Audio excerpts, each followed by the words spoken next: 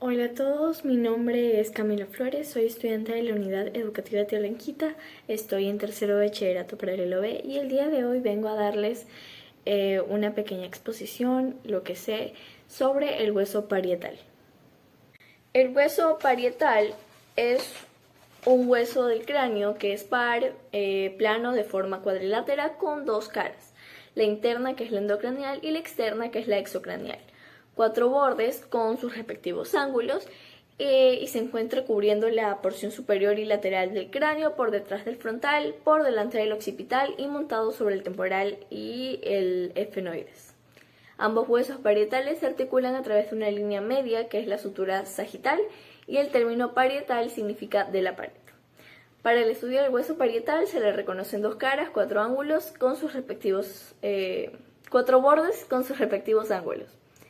La cara exocranial contiene una línea curva temporal superior para la inserción de la aponeurosis temporal. Tiene una línea curva temporal inferior, que es donde se inserta el músculo temporal, una gilva parietal, un abultamiento curvado del hueso. También se encuentra el agujero parietal, que abre paso hacia el interior de la cavidad craneal por una vena emisaria. Y ahora seguiremos con la cara endocranial. La cara endocranial, que es donde está la fosa parietal, que es recorrida por surcos vasculares ramificados, producto de la impresión sobre el hueso de las ramas de la arteria meningia media y sus venas satélites. Hemicanal del seno longitudinal, frontal, fositas de Paccioni, como las del hueso frontal, la cresta silviana, excrescencia ósea almodada por la correspondiente cisura lateral del hemisferio cerebral. Ahora veremos sus bordes, que son cuatro. La articulación del borde superior de ambos parietales da origen a la sutura sagital, la articulación interparietal o parietoparietal, el obelión es un punto craniométrico que está situado sobre la línea de la sutura sagital, un poco más adelante de los agujeros parietales. El borde inferior se articula con la escama del temporal. El borde anterior se articula con el frontal formando la sutura frontoparietal o coronal y el borde posterior se une a la escama del occipital formando la sutura parietooccipital o lamboidea. Sus ángulos, al igual que sus bordes, son cuatro. El ángulo anterior superior o frontal, que indica la unión de la sutura sagital y coronal. Bregma es el nombre del punto craniométrico que está situado sobre este ángulo. El ángulo posterior superior u occipital indica la unión de la sutura sagital y lamboidea. Sobre este ángulo se halla el punto craniométrico lambda. El ángulo anterior inferior o esfenoidal es un punto craniométrico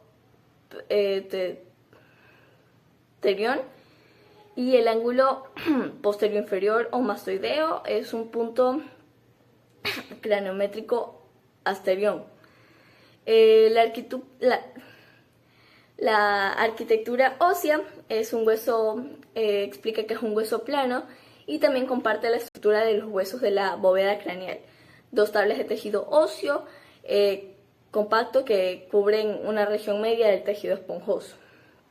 Ahora veremos las articulaciones y explican que el hueso parietal se articula mediante simfibrosis, que es con otros huesos craneales. El hueso parietal contralateral con la sutura sagital, el hueso frontal con la sutura coronal, el hueso temporal, el efenoides, el occipital con la sutura lamboidea. Y hay dos huesos situados entre el frontal y el occipital que forman los lados de la bóveda craneal. La superficie interna de estos dos grandes huesos craneales está formada por ligeras depresiones por donde se acomodan los vasos sanguíneos que irrigan la meninge o fascia más externa del encéfalo, llamada dura madre.